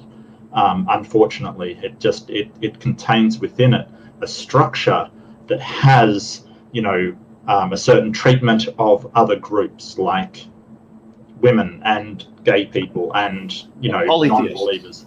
Right, the polytheists. Right, how could we forget them? I was so surprised to see that. I think it was Snake was right brought up the dhimmis, and he had a really good point during it. But yeah, it's to sort of tie in that more would have been great. But that's the only criticism I've got, Randolph. You did fantastic, mate. I was really impressed. Fantastic. I appreciate it. Your point about tying the veil of ignorance in more during the debate is actually something for me to think about in future debates. When tying in more things from my opening statements, I think this is actually a really important point. Can I also bring up some things I thought were just interesting that he just tried to let slip? He did not believe at all that Mormons did not drink alcohol. He was highly skeptical. He's like, but we really are the ones who don't drink alcohol. And Mormons don't even drink coffee. Yeah, he has never been a Mormon. But that was so funny that he kind of took it. Well, they take pot shots to other religions. I love that. I think it's very likely that there may be a few Mormons who drink very much in secret. But cheaters? No, never. I'm gonna say the vast majority probably don't. Look, I knew a couple of Muslim guys that cheated as well. They had pork, on the sly. Look, when I was in high school, I knew a guy who used to hide salami sticks under his bed because if his parents found them, he'd get into huge trouble. So instead of pornos, he had salami sticks under his bed. One of my friends from Saudi Arabia told me they have something similar to the DEA in the U.S., the Drug Enforcement Agency, and but what they're doing is they're trying to find pork on the black markets there in Saudi Arabia. And so I said, what is it called, like the PEA, the Pork Enforcement Agency? He said that'd be a perfect name. They don't call it that, but that would be a good name for it. Then, talking about enforcing laws and people on sneaks, they're sneaking stuff down. And a few years back in Saudi Arabia, my brother went to his friend's apartment. He met his friends in the United States, and then they went back. And his friend was a very wealthy young doctor, so his apartment was equipped with a full-on bar in Saudi Arabia, which is one of the illegal things. You cannot buy, purchase, or transport alcohol in Saudi Arabia. Well, that young doctor, as a Muslim, still had the full-on bar with all kind of alcoholic drinks. And another thing, I have a friend who is gay, and he's still a Muslim. So the fact that and not just gay, like he doesn't have sexual interaction with the whole active sexually, and being gay is bad. So it's it's double whammy for him. but he is still a believer and he's still a Muslim. So it's to say that there is those minorities or there's people who will never do that. Like, oh, we don't have fetal alcoholic syndrome or whatever it is, because yeah, when you have a majority society that do not have very rare access to alcohol and you shun people who drink it, people will not use it. People will not have the problem. So it's like the same thing with like Mormonism. If you go to other places where the practice of not drinking is up, the same thing is there. It's nothing special for Islam. Yeah, and Mubarak, being ex-Muslim, I'm curious in particular, since you're quite familiar with the cultures, what in Muslim communities and all this, he said like the fetal alcohol syndrome thing, and then I pointed out that where alcohol is prohibited, of course, there's going to be a lot less instances of people using, abusing, misusing alcohol. So yeah, that would be an indirect side effect, of course. But he turned around and said that alcohol is easily accessible in Saudi Arabia and places like that. And I'm just curious what your thoughts are on his commentary on that. It's easily accessible as much as drugs in the United States are easily accessible. Illegal drugs. Yeah. So if you know a guy that knows a guy, will get you anything. That's it's the thing. black market again. Yeah. So it's like that's what I thought. So it's like the prohibition in the US. It's still got a underground market for it, and prohibition failed because it just, created crime essentially. Yeah. Yep. And another thing, one of the rare practice of Islamic thing is that Islam, a lot of fatwas of Muslims, like believers, scholars, they will say that a child is not really alive until after the 40th day in the mother's womb, because there's a hadith about that. So some people will practice abortion in those early 40 days before they end up giving birth. And the fact that one of the things that they do is to check how healthy is the fetus. So they see the fetus is not that healthy. We're like, hey, this is happening. Do you want to keep it or not? You have the option right now. So yeah, there's a potion in the Bible for something very similar, for a test of unfaithfulness that will wash the baby out. The old fidelity test from the floor of the tabernacle. So yes. Just some random, not to get too Games of Thronesy, he kind of like almost was. He was like incest for second cousins. Who's watching behind the barn?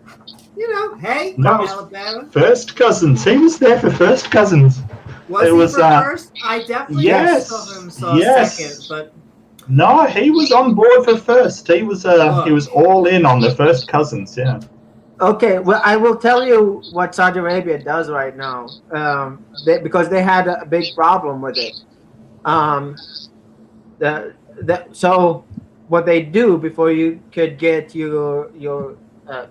before you get married, you both partners have to go and get tested DNA and blood to make sure that they are compatible. So they don't have to carry diseases and stuff and genetic problems, because it is very common, especially in areas where they are a minority. So in Saudi Arabia, it's majority Sunni, but there's a lot of Shia in Saudi Arabia, about 15%.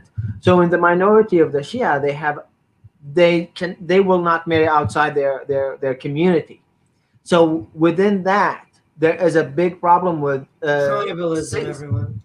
Yeah, cyclocylinia, I think it's called, where the blood basically is not the red bloods are not very formed. They look like a sickle, and they have deformity in their backs and bones because of that too. So it's very common. And if you the government will tell you cannot marry this person because your DNA, your blood cannot match because it's too close to each other. Yeah. So it's still risky. It still would be risky. We can't see. Yeah. Oh yeah, and a lot of people, it's okay because Islam did not talk about marrying your cousin. It forbid marrying your family, your mom, your sister, your aunt, your grandmother, your wet nurse. You're not allowed to marry her or marry any of her kids. So that's out of the question. But you're allowed to marry your cousin. They didn't say anything about it. There are not hadith but sayings of the companions of the Prophet, the apostles of Muhammad, saying you shouldn't do it. But on the other hand, you live in a tribal society. Tribal society like to stick together, keep the tribe, keep it in the family. Exactly, like just keep it inside.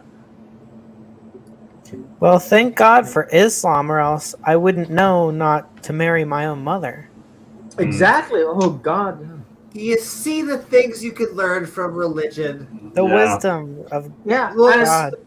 I'll never make that mistake again. Hey, speaking of which, speaking about learning things, Mark, you shouldn't mention salami sticks under the bed again, because the moment you did that, Amy froze.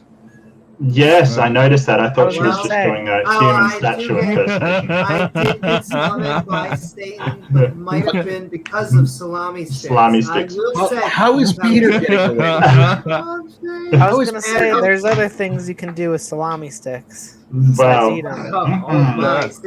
That's probably why she froze. But I have to. Can I also mention? I just want to add this one thing. Can I just slip in the citations from Daily Mail? Can we just talk about that? The scientific documents from Daily Mail and like news websites. It's sorry. Go ahead, Amy. I'm sorry. No, it did. It was the sources were completely from what would be considered propaganda / what do they call it? Rag magazine. It's not. It's what they call it. Okay, the Daily Mail, the same source of news that they had an article last year, was it, about this intelligent octopus in the Antarctic that kidnapped scientists.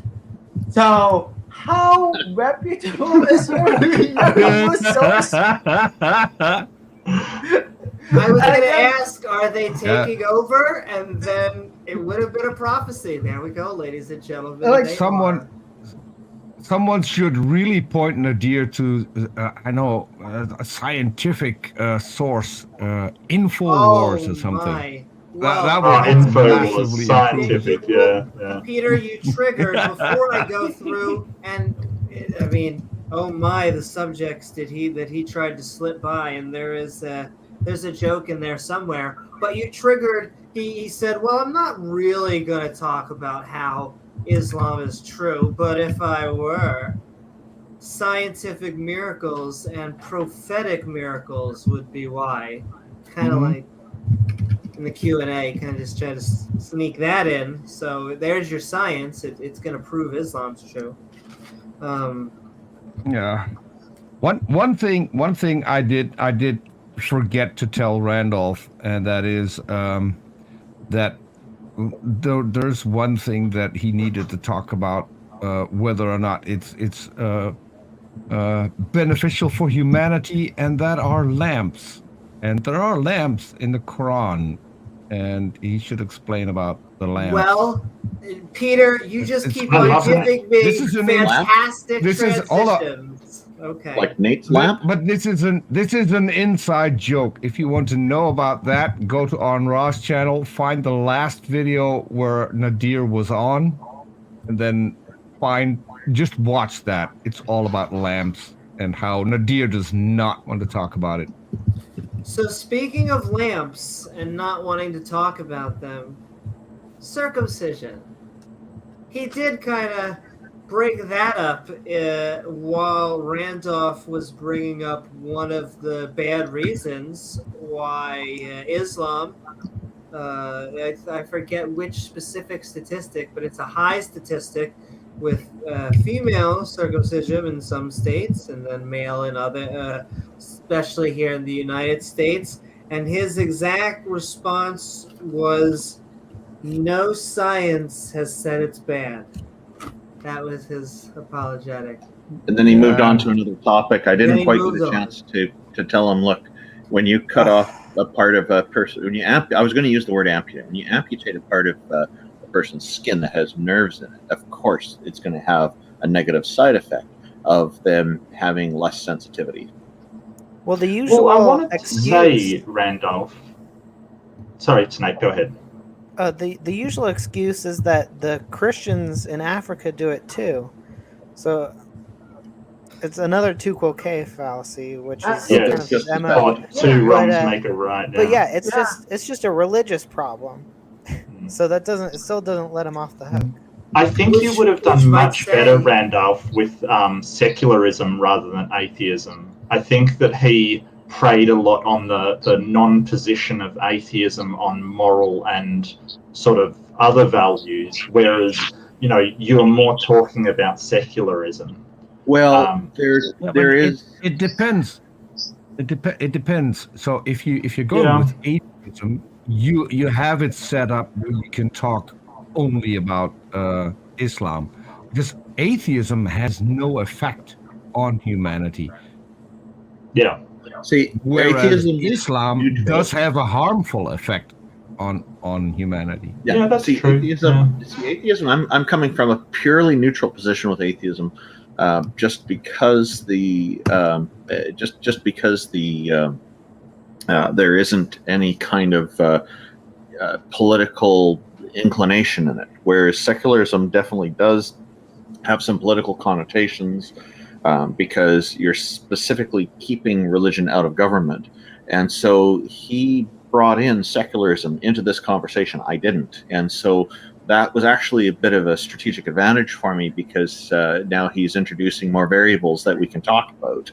Right. And so he's not actually making as strong a case against atheism now, because now he's attacking secularism and atheism.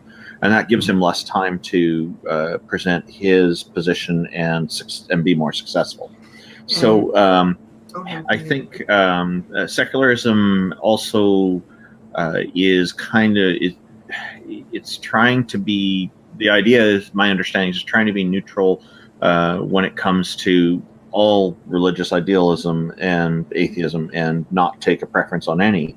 Yes. But there could be an argument with secularism that it is biased toward atheism because it's not favoring a religion, whereas atheism itself is already, we're past that. That bias is. Yeah. So I feel like I'm actually in a bit of a better position with this. I have a bit more of an advantage. So and because the freedom stuff is right in part of it. Now, secularism and atheism work very well together. There's no doubt about that. And with secularism, though, it can be implemented in a lot of different ways. With atheism, there's nothing to implement. I've got a completely clean slate with atheism. Yeah. And so I just want to throw in a few more. The secularism debate would have been a very interesting one too. Yeah. Sorry, yeah. And hey, possibly more debates right on here on Debate Me Brah, and more debates on Modern Day Debate. Woohoo! But I just want to throw out a few more, because we are about to roll into outros. It has been lovely, but we are going to then move into After Party Show right in the Discord. So come on down for more fun there, so we can talk and Midnight Rant on Islam versus atheism, which is better for humanity. He took 2 pot shots. Really, we're talking a lot about theology in the Quran. The polytheists have no knowledge, that one, and then the 489 one about killing. And so that was a great point by Randolph. That was fantastic when he addressed the polytheists. You're making them you're basically using derogatory language towards them. That was beautiful. In fact, I thought you were fantastic when you used scripture against them. So ball right to you, Rena. Yeah, thank you. To me, when I saw that, I thought, okay, here's an example of yet another example of how the ideology is divisive, because they are dividing people again, and they're doing it through a derogatory point. And part of the idea that I have is in defending atheism is that atheism is not divisive. It doesn't divide people. There's nothing, any kind of doctrine that promotes division. And here's a perfect example. It was ideal because it shows that there's this division going on. And my premise is that a divided society is a society that is not at its best. Did anyone else find that apostates to atheism was just fucking weird? Like, yeah, that was way off the mark. Yeah, one of the most bewildering things I've ever heard. Like, if somebody says, "Oh, I'm leaving atheism to become a Muslim or a Christian," you're like, "Oh, well, you know, it's sad, but sure." You know, like, what apostates do we have? I don't find it sad. If somebody, I truly believe, I know what you mean, but I mean, to me, I truly believe that intellectual sovereignty is, or intellectual independence is very important. And this is why I've emphasized that Canadian atheists that I run in myself, I don't try to, I have no intention of trying to deconvert people or convert people or whatever you want to call it. And if somebody wants to move from atheism to a religion, that's fine. My opinion on it is that it should be their free choice to do it, though. It should be genuinely coming from them, their own decision, not something that they've been pressured into doing. And the same with moving away from a religion and going back to atheism should be the same thing. They're not pressured to do it. It needs to be a two-way street. One has I don't like to say things. Yeah, and I don't like to say things like it's sad. Sorry? Well, one has apostates and the other doesn't. You know, when you're moving from religion to atheism, that's apostasy, but not atheism to religion. That's just a conversion. we don't have this problem because we're not, as atheists, like atheism is not trying to pressure people to not convert to something, you know. Right. Now there are atheists who do try to stop that, and he did make that point, and I acknowledge that because that is partly true. There are atheists who try to stop people from becoming religious, and these things go on. I'm not one of them, and I know most atheists don't do this. But and atheism Randolph itself has no edicts for anything, because there's no doctrine, as Peter was pointing out earlier.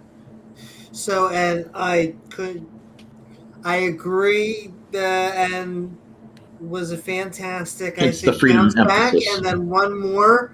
The 4.89, because I thought it was I love your emphasis on like splitting hairs into the logistics of that. I thought was funny, and which means that was great truth in it. And so, well, he called it for splitting someone hairs. Just thinking I'm just that's a passage within the Quran.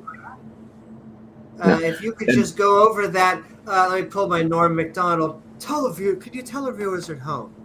And his point, his attempt to challenge me to find another person. He didn't say another Muslim, and I know that's what he wanted to say, but he said another person. So, Matt Dillahunty, here we go. And then he remembered that episode. It was so perfect, right? So. And just what that specific passage is basically saying. You can come when we come before you. When that time comes, you can either convert or die. And you were basically saying, well, I guess that is a step above the last religion that was just saying, I'm here to make you die. So the thing is, if you there's three options when a Muslim conquering army comes to your town: convert to Islam, pay the jizya, or die. So the convert to Islam, we know all what happens, but pay the jizya, it's only for the Christians and Jews. Other than that, you have the third option, is die. That's what happened to Zoroastrianism. Where did it go? The major religion of the Persian Empire disappeared, and in about 20 years, most of them either got converted by force or they fled Persia or died.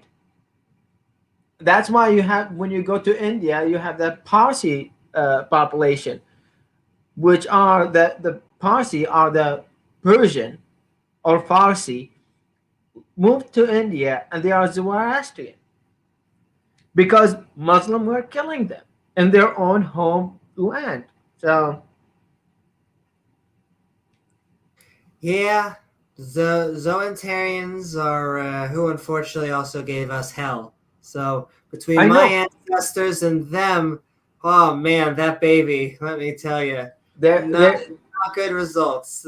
No, yeah. So in Zoroastrianism, there's this belief that there is a bridge over hell. So hell is actually like a ditch or a valley, and there's a bridge on top of it.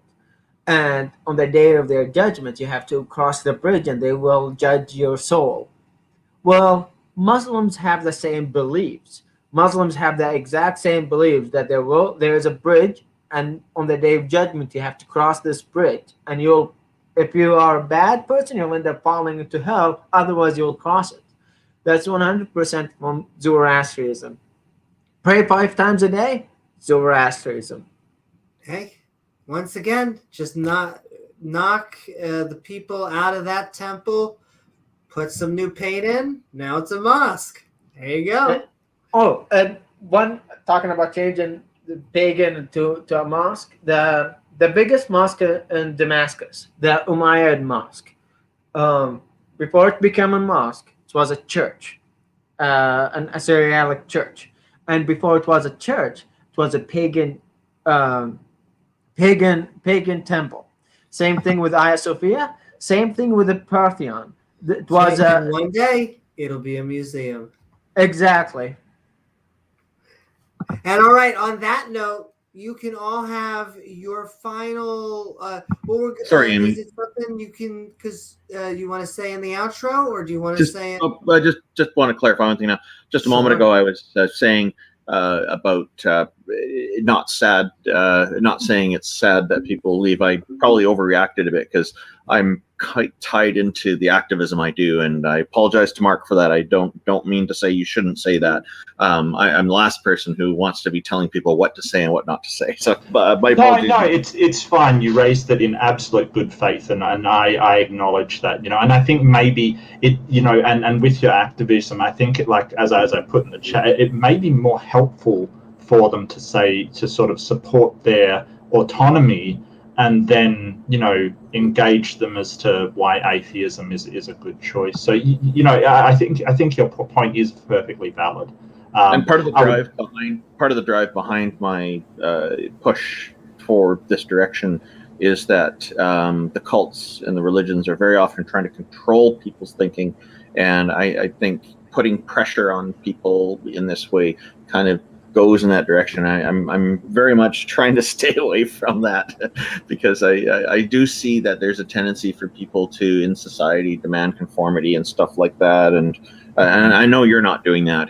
It's just there's subtle ways that it comes up, and I'm becoming increasingly more aware of these little things that go on, and I realize for myself there's things that I've said before and realizing, yeah, you know what, this is a subtle pressure point.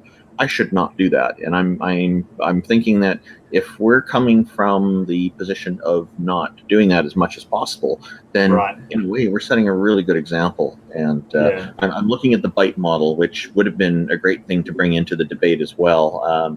But I didn't get to bring that in. Next time. A couple of people suggested to me that I should bring the bite model in, quite a few people.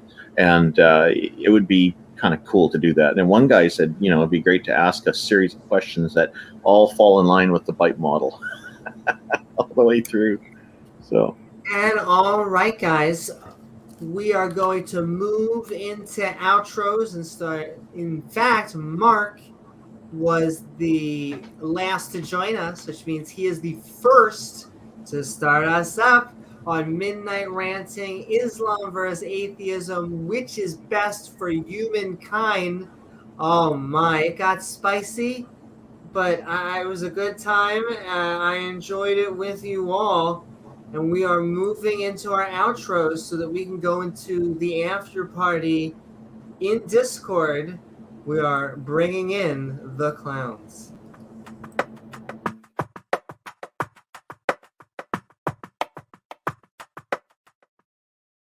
Woohoo! Mark, I hope you had a fun time. As always, we have been midnight ranting on Islam versus atheism, which is best for humankind. I'm glad you were here. Where can people find you? What are your final thoughts? I'm around, you can look. I'm around. I'll be here occasionally and off and on as much as I can, because I love Amy's stream and everything she does, because she's amazing. I wouldn't call her perfect, though. Nobody's perfect. Who's perfect? That's Nobody's okay. perfect. We're all fallible humans, and we all and this I really do have to apologize. I did get really fired up. I find that people that interrupt and are obnoxious kind of trigger me, so I do apologize. To Perry for getting fired up, and to everybody for getting fired up, because it really does. Being obnoxious and sort of talking over the top of people is very, sort of horrible behavior that I really get frustrated by, and that kind of came out a bit. But I think that really what I got from that interaction was that Perry has to think he's perfect, and I kind of, in a way, I feel sad, because what a burden to bear that you've got to be perfect, kind of thing, and nobody's perfect, and sort of it's part of self-actualization that you recognize your strengths and how good you are at things and how wonderful you are at things. And Amy and all the rest of you are wonderful and amazing and fantastic people. But you also have to realize your weaknesses as well, as part of self-actualization, as part of your growth into an adult. That you have to recognize, hey, I'm not good at this, and I'm not good at that, and I have to work on these things. And Amy said it beautifully, just gorgeously, that, hey, if you think you're perfect, basically you'll never learn anything, because you already think you know everything. Yeah. And that's an absolutely beautiful thing. It's a good thing that we're not perfect, because it gives us so much more room to grow. It's wonderful. I think Randolph did fantastic. Just a Thanks, Mark. I mean, it's just a clinic of Nadir doing Nadir stuff, is sort of quote mining and trying to rush past points, and Randolph dragging him back to try and address it, which you gotta love to see that when basically Randolph's grabbing by the scruff of the neck and going, no, you said this, let's talk about that. It's like he's trying to leave it in the dust. No, I thought it was a great debate. Really enjoyed it. Yeah, fantastic. The biggest thing about Nadir is that I thought was telling was the way that he just happily sort of talked about beating your wife with reeds, in response to one of my questions. For a start, it doesn't say reeds or grass in there. It doesn't say anything about that. It just says to lightly beat them, and there's interpretations of what lightly beat means, but it sort of goes back to that veil of ignorance. Why should that happen at all? Why can't the guy get lightly beaten by the woman when he disagrees? It's a disparate system that is inherently hierarchical and detrimental to 51% of the population. Why does the man get to beat the wife at all? It's a horrible thing to have said, and sort of, so in the last section, Nadir really dug himself a grave right there. But absolutely fantastic. It was wonderful talking with you all. Thank you so much to everybody. Amy, and I don't know where that handsome man James is. He's probably needed to get some rest. What a guy. And Snake was right. It's good to see you, Mubarak. Always a pleasure. There's Shattuck, who I've talked to a little bit recently, and thank you so much for all your help, Shattuck. And of course, Peter, thank you so much for being here and backing me up and having a good argument. And of course, Randolph, awesome. Oh, and Thinkerman was in as well. So I've never met you before. It was good to meet you, and hopefully I can talk to you soon. Thank you so much, everybody. Remember, yes, in the debate I mentioned something about teaming up with somebody against Nadir at some point? Yeah, sure. I was thinking that you'd be the one I'd want to team up with. Oh, I don't know that much about. I'd have to do some real research on Islam. Probably Mubarak would be able to help with that, or if you teamed up with Mubarak, it'd be a great. You came first and foremost in my mind because you're very strong in the sciences, I find. But Mubarak would be good too, and I think Mark will be better because if you're gonna debate the sciences of the Quran, Mark is the guy with the sciences. Yeah, that would be awesome. I could help you with the Arabic understanding of the Quran, but my understanding of sciences is just basically limited to a little bit here and there. Yeah, he said he wanted the scientific accuracy of the Quran, right? So yeah. I've seen his performance on that. It's not great. So yeah. No, I'd love to do that. So not a problem at all. We'll see what can be done. But thank you, everybody in the audience. Been awesome. Thank you so much. Love you all. Thank you, Mark. Thank you so very much, Mark. As always, and go check his debate out on Modern Day Debate and on Praise I Am That I Am. So go check out all of those as well as this upcoming debate on Debate Me Brah on this channel. And all right, send in lots of love, and we are moving right down the list. Snake was right. We are midnight ranting on Islam versus atheism, which is best for humankind. I hope you had fun. And where can people find you, and what are your final thoughts? You seem to be muted. We're not hearing any hissing sounds. That's very true. I tend to forget that. Yes. Okay. I do Where it was about I? once a stream. Yeah. My channel name is just Snake Was Right. And you can find me on Modern Day Debate as well. I've had a few debates. Randolph, it was a pleasure as always to see you debate. And good to talk to all of you. And it was a great discussion. Everyone brought something great to the table. I guess I'll end on some of Nadir's points. I thought it was real funny that one of his main points was like the fetal alcohol syndrome. I'd be interested to see like what the rates of opium addiction is in places like Afghanistan. I'm not sure how that compares, but I feel like the fetal alcohol syndrome kind of pales in comparison to the fact that Islamic countries consistently have the highest rates of genetic diseases and birth defects due to the inbreeding. I mean, if you read papers on like strange genetic conditions, they're almost always studying groups of people in the Middle East too. But yeah, everything Nadir said was just cherry picking, like that.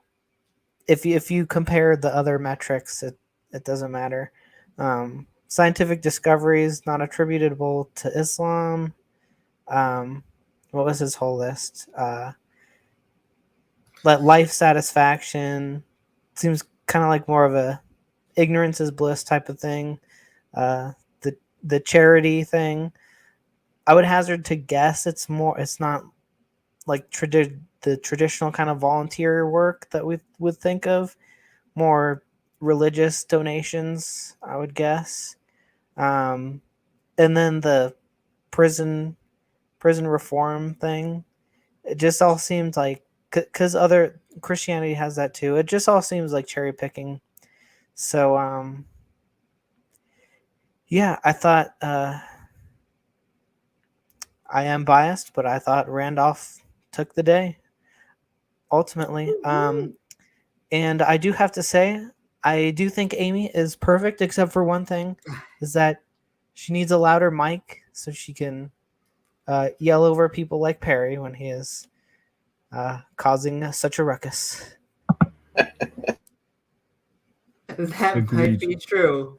I might just need to shout louder into the mic. I need to get a nice pea shield or with a pop filter so I can just go really loud and make it go up into the red.